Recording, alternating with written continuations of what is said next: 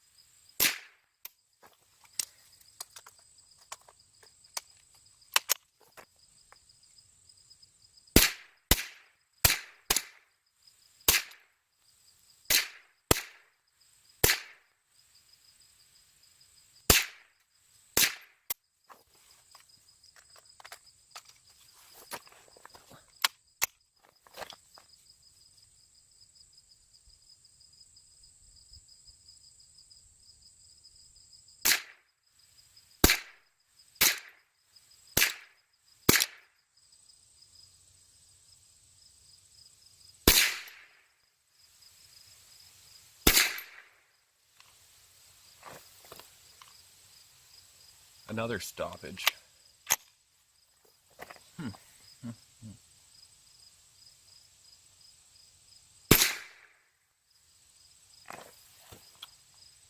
Guess that would be a double feed.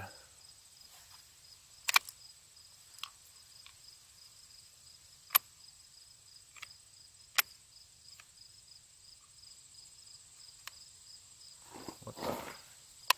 It's a weird malfunction. Let me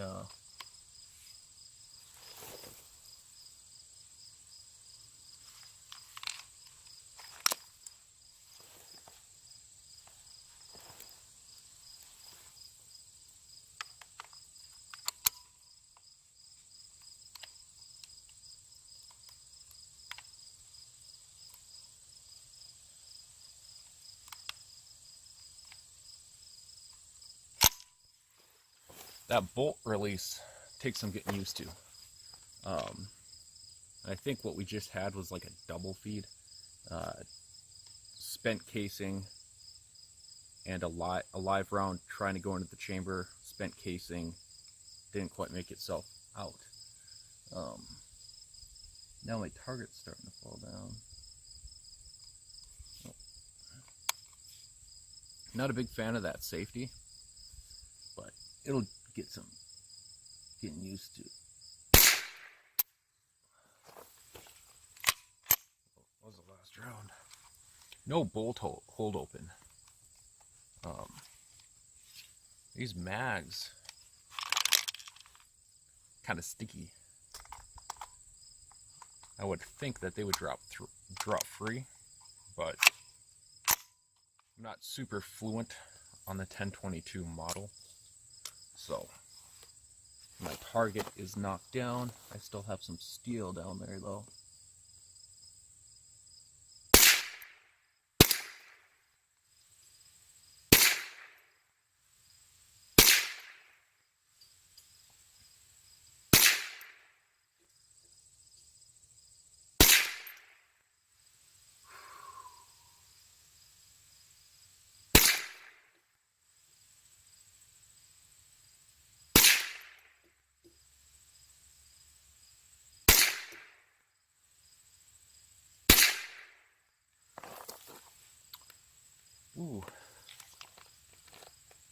think that's a failure to eject.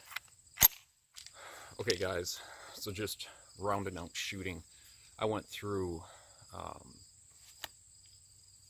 500 rounds or something like that, and the barrel is still warm to the touch. So while I'll let it cool, I just want to throw in some closing remarks. So the first thing down here is my backpack. It's a Camelback linchpin with a water bladder pocket. And the biggest thing I like about this, as many people know, is the takedown, right? Packs down very compact. Now, I'm going to let the barrel cool a little bit more because I don't want to melt the backpack. But it has this compartment in the back, which one of the earbuds fell out. But down there, it'll be hard to see. Yeah, you won't be able to see it. I have a button compass and a little bit of like Loctite, Vibrotite. And then all these magazines, they're empty right now, fit right in there. They go a particular way.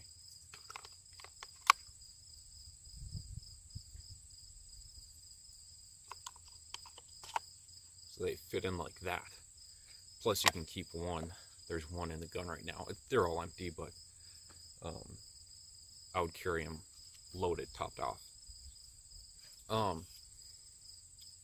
Excellent accuracy for my applications.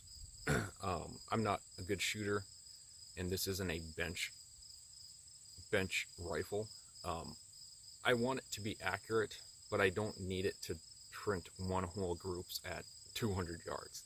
You know, I'm just kidding a little bit, but I'm not even going to calculate the MOA because I'm not a good enough shooter for it to be good representation. But it's 1022 threaded barrel, iron sights, scope. This is a D&Z. It's like a one-piece scope mount. And the reason I chose this is because I wanted to eliminate as many variables as possible. I don't want to bolt a rail and then bolt rings to the rail, because each time you bolt, you have more failure points.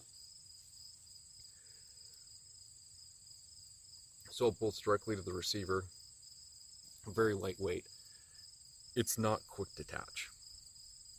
And many people will say, you can't use your iron sights, you know, if your scope goes down. Well, in the grip down here, I have the wrenches to remove the scope completely. Is it quick? No. It would probably take about 4 to 5 minutes. This is kind of a survival rifle, but its primary goal is not a self-defense rifle. And I'll drop one more knowledge bomb. Say your optic goes down in the middle of some gunfight when you have a 22. You can still point shoot, and you can still, like, it depends how your optic goes down. Is the glass all shattered?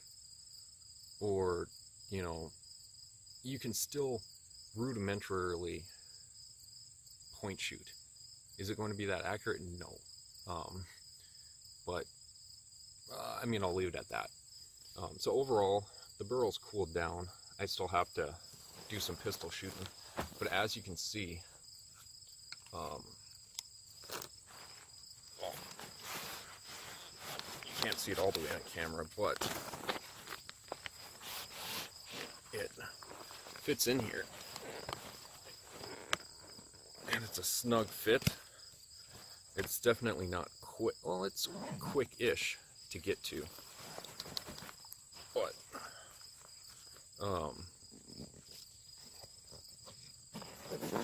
it zips closed.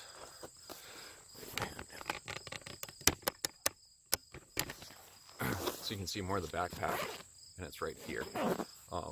So I like that it's in its own little pocket. It's padded, it's protected. There's already padding there for insulation for a water bladder.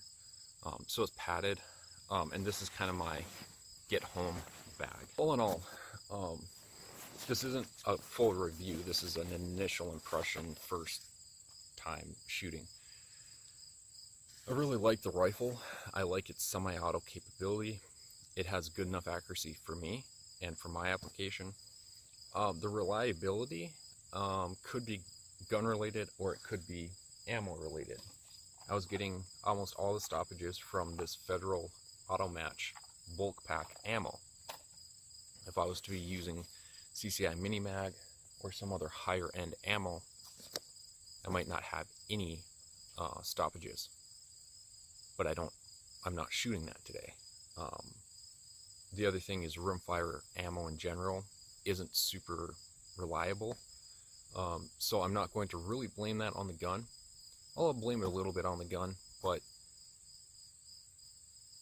you know, the thing to keep in mind is the semi-auto 22, there's a lot of advantages, there's some disadvantages. Like we just talked about, they're not as reliable as single shot, pump, lever, or bolt. But in return, you do have the capability of just laying a lot of lead down range very quickly. The other thing is it's light enough. If you need to shoot it one-handed, say you get shot in the arm or something, you can still shoulder it and pump rounds down range if it's some bad situation. That's something a lot of people don't keep in mind, is it's reliable. It's not as reliable mechanically, but it's a little more conducive to if you start running into issues. If you have a broken arm, you know, you can still shoulder it and fire 10 rounds down range. The other thing I like about it is it has 25 round mags and 15 round, but some 25 round mags, which I'll probably buy maybe 4 of those. And with one of those, I'm not comparing 22 to 5.56, but it's very similar to a 30 round mag of 5.56. You know, again, if you needed to shoot one-handed, 22 isn't really a man stopper. I understand, you know, it's been used before. That doesn't mean it's effective. But, you know, 1 round of 22 might not be effective, but 20 rounds, 25 rounds could, well, has done some real damage. If you like this video, go back to my homepage and watch some of my current videos. If you like what you see, feel free to subscribe. And if you have any further questions or stuff I didn't cover, leave it in the comments down below. If I get enough questions, I'll shoot a follow-up video and try and answer some of those questions.